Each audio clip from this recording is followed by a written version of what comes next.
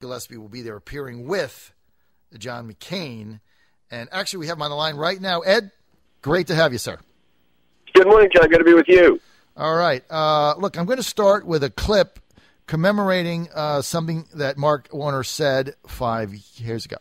Pieces of misinformation and disinformation that's being put out there. It basically says, if you like your current plan, you don't want to change. There is no plan being proposed that I will support that will force people out of their existing plan if they have it and they like their existing doctor. Folks, you can say whatever you want, but I'm not supporting any plan that gets rid of those kind of choices. And to my knowledge, there's no choice, there's no plan out there that does that. Third point is small business. One of the things, I said this earlier to the gentleman who worked in the automotive. Okay, Ed, things changed in that 5-year span, right? No, nothing changed. And in fact, when this bill was moving through Congress, I said that it was going to kill jobs, raise our premiums, and harm our quality of care. And I was right, and Senator Warner was wrong. And in fact, we know people are losing their insurance. John, I talked to a woman 2 weeks ago in Chesapeake, and she has a degenerative eye disease. She's going blind in her right eye. Very painful, and she has an eye specialist. And last year, her insurance was canceled as a result of the Affordable Care Act, Obamacare.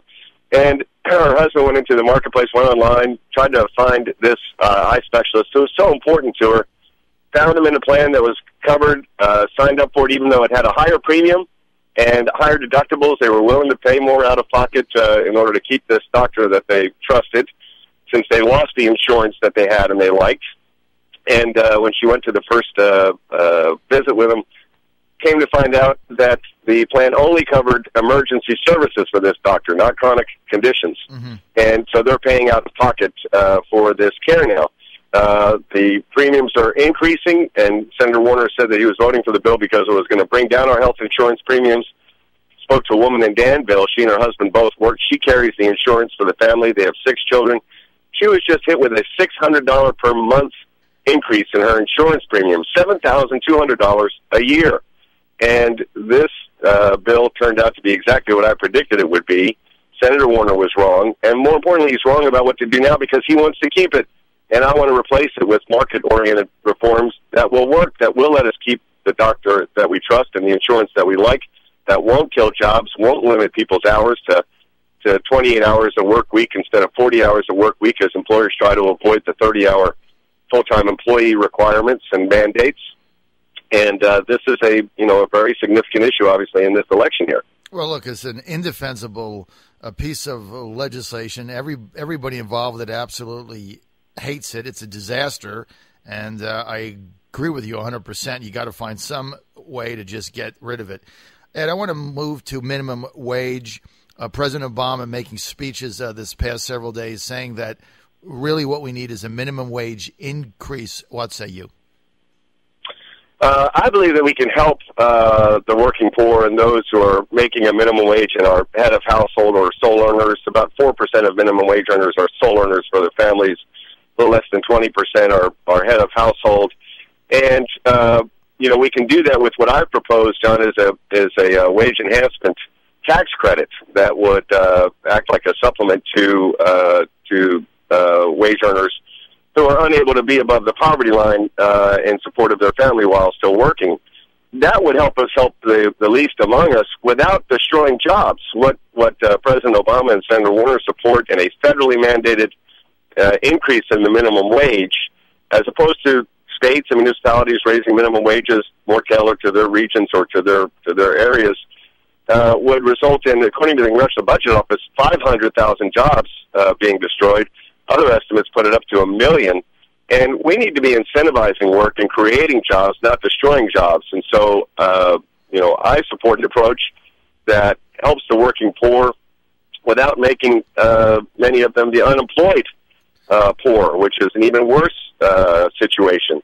And so I think that, once again, these are misguided policies, job-killing policies. And one of the reasons we have now, according to the Congressional Budget Office, just last week, revised downward again economic growth rates for this year to 1.5%, which is anemic economic growth, hardly any growth at all. And the reason that more businesses are closing than opening in the Commonwealth today and all across the country, that's true. And the reason we're hovering near the lowest labor force participation rate in more than 3 decades is because of the job-killing policies of Mark Warner. And, we don't need more of those job-killing policies. Ed, how do you stand on the e-fairness bill?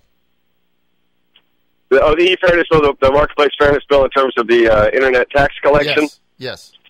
I'll tell you, John, it is I find it to be one of the most challenging issues that I come across on the campaign trail. I, have pretty clear views on bills as we've just, talked about here. But this is one, I grew up working in a grocery store, a mom-and-pop grocery store, the JNC market, JNC being Jack and Connie, or as I knew them, Mom and Dad. And, I have a great appreciation for small businesses, family-owned businesses, brick-and-mortar stores and outlets. And I understand the case they make in terms of the competitive disadvantage that they find in with online shoppers. Or oftentimes, what happens is people come into a brick and mortar store and they look around and they look at the, if it's at an appliance store, look at the appliances or small appliances, and see what they like, and then go home and go online and purchase it without the sales tax, which has an added cost. That's correct. And so I understand that point. I understand the points of the states saying, well, this is a hit to our revenue. These are existing taxes that we're unable to collect. And so we need to have an enforcement mechanism for that. At the same time, I'm leery of, taxing the Internet and imposing a tax system where states are collecting taxes from residents of other states. And so I'm still working through this, to be honest with you, and getting information, listening to those who, are making the case on both sides. I'm worried about, giving the federal government the authority to essentially begin a tax of the Internet. But at the same time, I understand the case we make. This is an existing tax for states that aren't and localities that aren't able to be collected or being avoided. And there's a disadvantage in the marketplace to brick and mortar outlets that are very important in our communities, right, and to the fabric of our society. I've got to get into Tim Kaine and John McCain's War Powers Act. You're campaigning today in Tidewater with Senator McCain all day. He's a co-author of it. If you're in the Senate, are you going to back it or not? I'm inclined to. I'm looking forward to talking to him about it. I think that he and Senator Kaine make a very compelling case that the nature of war is changing. We see that today. We see it with ISIS in Syria and Iraq, seeking to extend further across national boundaries and country borders. We don't have the same, as Senator McCain said in his floor speech in support of this bill. It's not like World War II, where you had, Germany and Japan and, Italy, the Axis powers on one side and the Allies on the other. The nature of warfare today, is different, and the nature of the threat is different. It's even different, obviously, from the Cold War. And, the need to consult with Congress, and the War Powers Act, the Constitution vests in Congress the power to declare war, the legislative branch, but as Senator McCain noted, it hasn't actually been done since 1942. And so I'm open to this, and I'm actually looking forward to having a conversation with Senator McCain today about it. He's, as you know, in Virginia Beach and Norfolk with me today. And, one of the great things about a campaign is you get to talk directly to folks about things like this. It's a very important issue. I have great respect for John McCain when it comes to national security matters, and I'm looking forward to talking to him. But from what I've seen and read, it makes sense to me. And, it was actually developed at UVA, at the Miller Center. There was a special panel there that looked into this and made recommendations headed by James Baker, who's another person I respect greatly. Okay, I've got one more minute, Ed. We got to take off. I want you to address the ISIS situation and another beheading yesterday of basically a U.S. civilian. President Obama doing limited strikes in there, has a containment strategy.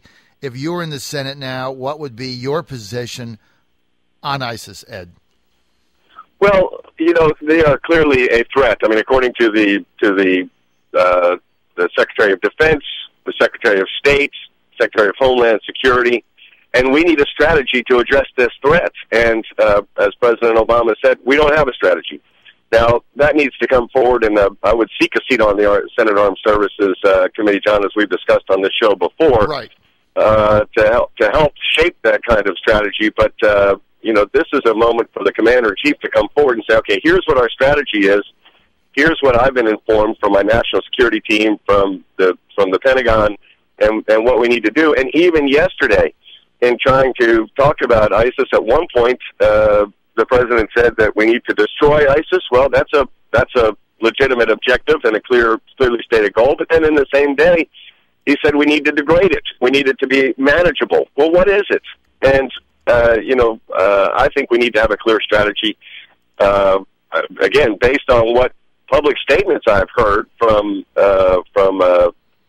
cabinet secretaries with the jurisdiction and the responsibilities for our national security and homeland security, they pose a threat. We need to address that threat and eliminate that threat so that Americans, are not at risk. And I don't see that coming from this administration right now, from the president, the commander-in-chief. Ed, I've got 30 seconds. Final thing. Immigration reform. Are you, if you get in the Senate, do we have a 100% commitment you're going to be opposed to amnesty? Yeah, I oppose amnesty. We need to secure our border.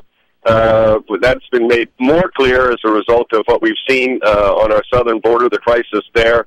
And I do not believe that people who are here by virtue of having broken our laws should be given American citizenship.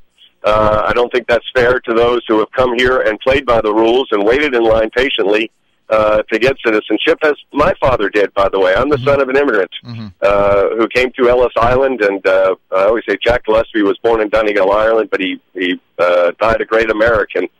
And so that's my view, is we need to secure our border. I do not believe in conferring citizenship on those who are here by virtue of having broken our laws.